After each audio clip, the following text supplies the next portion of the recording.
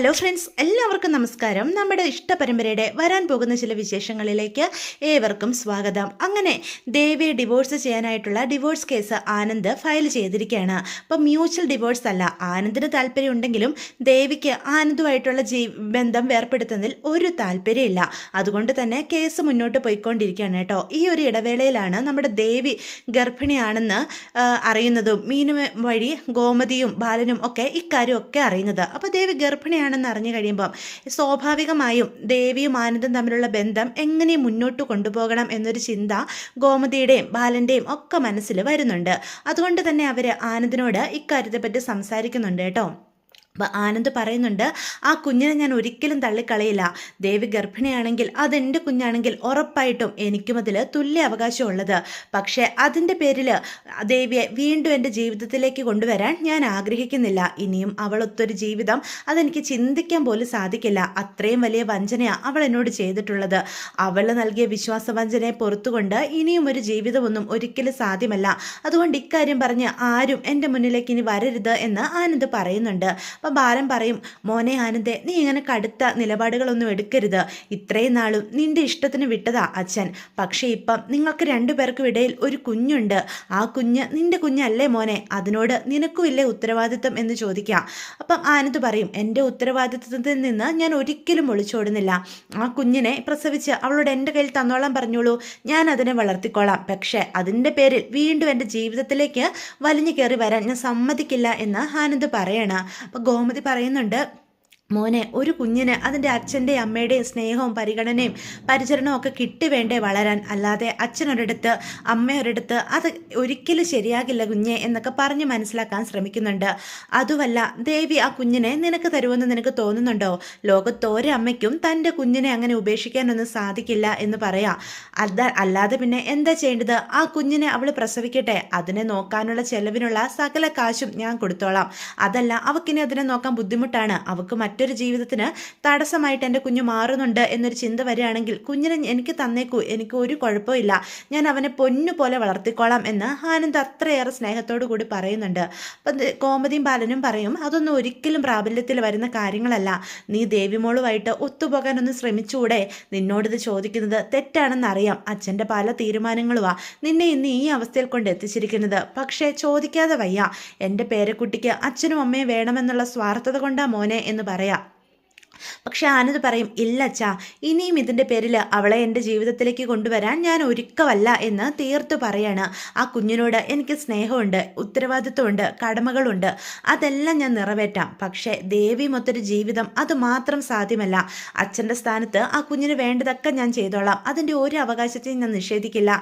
അല്ലെങ്കിലും എൻ്റെ കുഞ്ഞല്ലേ, എനിക്കതിന്മേൽ അവകാശം ഉണ്ടല്ലോ എന്ന് ആനന്ദ് പറയാം. പക്ഷേ ആ ബന്ധത്തിൻ്റെ പേരിൽ വീണ്ടും ദേവിയും കുടുംബത്തെയും എൻ്റെ ജീവിതത്തിലേക്ക് കൊണ്ടുവരാൻ എനിക്ക് താല്പര്യമില്ലാഞ്ഞിട്ടാ. അവളുമായിട്ട് ഒരിക്കലും ഞാൻ ഇനി ഒത്തുപോകാൻ പോകുന്നില്ല. എനിക്ക് അവളെ സ്നേഹിക്കാനും സാധിക്കില്ല. ഇഷ്ടമില്ലാത്ത രണ്ടുപേര് പരസ്പരം ഒരു കുടക്കീടിൽ എങ്ങനെയാച്ചാ മുന്നോട്ട് പോവുക? കാലക്രമേണ ഞങ്ങൾക്ക് രണ്ടുപേർക്കും അത് കൂടുതൽ ബുദ്ധിമുട്ടുകൾ ഉണ്ടാവുകയുള്ളൂ. പക്ഷേ എൻ്റെ മനസ്സിൽ ഇനി ഒരു തരുമ്പ് സ്നേഹം പോലും അവൾക്കായിട്ട് ഉണ്ടാകില്ലെന്ന് അത്രയേറെ എനിക്ക് ബോധ്യപ്പെട്ട കാര്യമാണ്. ഇനിയും ആ കുടുംബത്തെ ഞാൻ എൻ്റെ ജീവിതത്തിലോട് ചേർത്ത് നിർത്തില്ല എന്ന് തീർത്തു പറയണം കേട്ടോ. അപ്പം ദേവി ഗർഭിണിയാണെന്നുള്ള വിവരം ആനന്ദ് അറിയുമ്പോഴെങ്കിലും ആനന്ദേട്ടൻ്റെ മനസ്സ് മാറും എന്നുള്ളൊരു ചിന്ത ദേവിക്കുണ്ടായിരുന്നു. കാരണം ആ കുഞ്ഞിനെ എത്രമാത്രം ആനന്ദ് ആഗ്രഹിച്ചിരുന്നതാണെന്ന് ദേവിക്കറിയാം. ഒരിക്കൽ കുഞ്ഞ് നഷ്ടപ്പെട്ടപ്പം സമനില തെറ്റിപ്പോയവനാണ് ആനന്ദ്. അങ്ങനെയുള്ളപ്പം തങ്ങൾക്ക് വീണ്ടും ഒരു കുഞ്ഞ് ജനിക്കാൻ പോവുകയാണെന്ന് അറിയുമ്പം ആനന്ദേട്ടൻ തന്നെ ചേർത്ത് നിർത്തും എന്ന് തന്നെയാണ് കേട്ടോ ദേവിയുടെ മനസ്സിൽ. അപ്പം ആനന്ദ് പറയുന്ന കാര്യങ്ങളൊക്കെ മീനു അറിയുമ്പം മീനുവും ഇത്രയും ഒക്കെ ആനന്ദിനോട് സംസാരിക്കുന്നുണ്ട്. പക്ഷേ ആനന്ദ് അവരെയൊക്കെ എതിർക്കാണ്. തനിക്ക് ഒരിക്കലും ദേവിയോട് ഒത്ത് ജീവിക്കാൻ പറ്റില്ലെന്ന് എല്ലാവരെയും അറിയിക്കുക. ആനന്ദ് ഇങ്ങനെ പറഞ്ഞു കഴിയുമ്പം ഇനി എനിക്ക് ഒന്നും ചെയ്യാനില്ല എന്ന് മീനുവിനും ബോധ്യപ്പെടുകയാണ്. എങ്കിലും ദേവിയടുത്തേക്കും കുഞ്ഞിനും ഒരു താങ്ങും തണലുമായി എന്ത് സഹായത്തിനും താൻ ഉണ്ടാകും എന്നൊരു ദൃഢനിശ്ചയം നമ്മുടെ മീനു എടുക്കുന്നുണ്ട് കേട്ടോ. അതുകൊണ്ട് തന്നെ ദേവിക്ക് വേണ്ട എല്ലാ സഹായങ്ങളും മീനു ചെയ്തു കൊടുക്കുന്നുണ്ട്. മീനു മാത്രമല്ല, ഈ വിവരം അറിയുമ്പോൾ കഴിയുമ്പോൾ മുതൽ ദേവിയോടുള്ള ദേഷ്യമൊക്കെ നമ്മുടെ ഗോമതിയുടെ മനസ്സിൽ നിന്നും പയ്യെ മാഞ്ഞു പോകുന്നുണ്ട്. കാരണം തൻ്റെ പേരക്കുഞ്ഞാണ് ദേവിയുടെ വയറ്റിലുള്ളത്. ആ കുഞ്ഞിനോടുള്ള സ്നേഹവും ദേവിക്ക് പരിഗണനയായി കിട്ടാനായിട്ട് തുടങ്ങുന്നുണ്ട് കേട്ടോ. അതായത് ഗോമതി ദേവിയോട് മിണ്ടുമൊന്നുമില്ല എങ്കിൽ പോലും ദേവിയെ കൊണ്ട് ഹോസ്പിറ്റലിൽ പോകാനായിട്ട് കൂട്ടുപോവുകയും ഡോക്ടറോട് കാര്യങ്ങളൊക്കെ സംസാരിക്കുകയും ദേവിക്ക് വേണ്ട പോഷകാഹാരങ്ങളൊക്കെ മേടിച്ചു കൊടുക്കുകയും ഒക്കെ ഗോമതി ചെയ്യുന്നുണ്ട്. പക്ഷേ ദേവിയോട് പഴയ രീതിയിൽ പെരുമാറാനോ ഇടപെടാനോ ഒന്നും നമ്മുടെ ഗോമതിക്കും സാധിക്കുന്നില്ല. പക്ഷേ പരിഗണന നൽകുന്നുണ്ട് കേട്ടോ.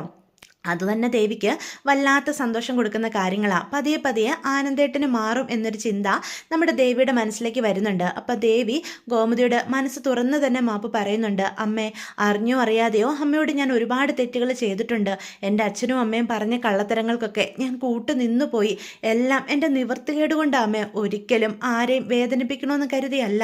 ഇങ്ങനെയൊക്കെ സംഭവിച്ചു പോയി. എന്നോട് ക്ഷമിക്കണം. എന്നോടും എൻ്റെ കുഞ്ഞിനോടും ഇനിയും ദേഷ്യം കാണിക്കല്ലേ അമ്മേ. ഞാൻ ചങ്കുപൊട്ടി തകർന്നു പോകും എന്നൊക്കെ പറഞ്ഞ് ഗോമതിയുടെ മുന്നിൽ നിന്ന് ദേവി കരയുമ്പം നമ്മുടെ ഗോമതിക്കും സഹതാപം തോന്നാൻ കേട്ടോ. ഗർഭിണിയായൊരു പെണ്ണ് തൻ്റെ മുന്നിൽ കരയുന്നത് കണ്ടു നിൽക്കാനുള്ള മനക്കെട്ടിയൊന്നും ഗോമതിക്കില്ല. അതുകൊണ്ട് തന്നെ ഗോമതി ദേവിയോട് പറയുന്നുണ്ട്, നീ എന്നോട് ചെയ്ത വിശ്വാസവഞ്ചന അതെനിക്ക് ക്ഷമിക്കാനായിട്ട് സാധിക്കുമെന്നറിയില്ല. പക്ഷേ എൻ്റെ പേരക്കുട്ടിക്ക് വേണ്ടി ഞാനെല്ലാം മറക്കാൻ ശ്രമിക്കാം എന്ന് ഗോമതി പറയുന്നുണ്ട്. എനിക്ക് നിന്നോട് ദേഷ്യമൊന്നുമില്ല.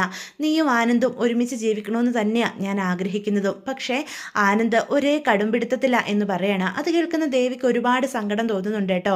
എൻ്റെ ആനന്ദേട്ടൻ എന്നെ ഇത്രയധികം വെറുത്തു പോയോ? ഇനി ഞാനും ഒത്തൊരു ജീവിതം ആനന്ദേട്ടൻ ഒട്ടും വയ്യേ എന്ന് തീർത്ത് ദേവി ചിന്തിക്കുകയാണ്. ഇതേസമയം അവരുടെ കേസിൻ്റെ അടുത്ത ഹിയറിംഗ് വരുന്നുണ്ട്. അപ്പം ദേവി ഗർഭിണിയാണെന്നുള്ള വിവരം ദേവിയുടെ വക്കീൽ അറിയിക്കുന്നുണ്ട് കേട്ടോ. അപ്പോൾ അത് അറിഞ്ഞു കഴിയുമ്പോഴത്തേക്കും ജഡ്ജി ചോദിക്കുന്നുണ്ട്, ആനന്ദിന് തൻ്റെ കുഞ്ഞിന് വേണ്ടി ഈ നിൽക്കുന്ന ദേവിയുമായി മുന്നോട്ട് ജീവിക്കാൻ താല്പര്യമുണ്ടോ എന്ന് ചോദിക്കുമ്പം ദേവി പ്രതീക്ഷയോടുകൂടി ആനന്ദിൻ്റെ മുഖത്തേക്ക് നോക്കും. പക്ഷേ ആനന്ദ് പറയും, ഇല്ല, എൻ്റെ കുഞ്ഞിൻ്റെ പേരിൽ ഇനിയും ഇവളെ ഞാൻ എൻ്റെ ജീവിതത്തിലേക്ക് ക്ഷണിക്കാൻ ഒരുക്കമല്ല. ഇവളും ഇവളുടെ വീട്ടുകാരും ഒരുപാട് ചതികളും വഞ്ചനയും എന്നോട് ചെയ്തു. ഇനിയും എനിക്കൊരു വിശ്വാസവഞ്ചന താങ്ങാനുള്ള ശേഷിയൊന്നുമില്ല. ഇവൾ എനിക്ക് തന്ന വേദനകളിൽ നിന്ന് ഒരു വിധത്തിലാണ് ഞാൻ കരകയറി വരുന്നത്. ഇനിയും വീണ്ടും ആ നരകത്തിൽ പോകാൻ ഞാൻ താല്പര്യപ്പെടുന്നില്ല. പക്ഷേ എൻ്റെ കുഞ്ഞിൽ എനിക്ക് പൂർണ്ണ അവകാശമുണ്ട്. അതുകൊണ്ട് തന്നെ എൻ്റെ കുഞ്ഞിന് വേണ്ടിയുള്ള എല്ലാ കാര്യങ്ങളും ഞാൻ ചെയ്തു കൊടുക്കും. ഒരച്ഛൻ്റെ സ്ഥാനത്ത് എപ്പോഴും ഉണ്ടാവുകയും ചെയ്യും. പക്ഷേ ഭാര്യയുടെ സ്ഥാനത്ത് ദേവിയെ എനിക്കിനി കാണാനായിട്ട് സാധിക്കില്ല എന്ന് ആനന്ദ് പറയണം കേട്ടോ. അത് കേൾക്കുന്ന ദേവിയുടെ ശങ്ക് തകർന്നു പോവാണ്. താൻ ഗർഭിണിയാണെന്ന് അറിഞ്ഞിട്ട് പോലും, തൻ്റെ ഉദരത്തിൽ ആനന്ദേട്ടൻ്റെ കുഞ്ഞുണ്ട് എന്നറിഞ്ഞിട്ട് പോലും ആനന്ദേട്ടനോട് തന്നോട് ക്ഷമിക്കാൻ സാധിക്കുന്നില്ലെങ്കിൽ ഇനി ഒരിക്കലും ആനന്ദേട്ടൻ എന്നോട് ക്ഷമിക്കില്ല എന്ന് ദേവിക്ക് ബോധ്യപ്പെടുക. അതുകൊണ്ട് തന്നെ തനിക്ക് ഇനിയെങ്കിലും ആത്മാഭിമാനത്തോടെ ജീവിക്കണം. തന്നെ വേണ്ടാത്ത ആനന്ദേട്ടൻ്റെ ജീവിതത്തിലേക്ക് ഇനി താനും കടിച്ചു തൂങ്ങി പോകില്ല എന്നൊരു തീരുമാനം ദേവിയെ മനസ്സാലെ എടുക്കുകയാണ്.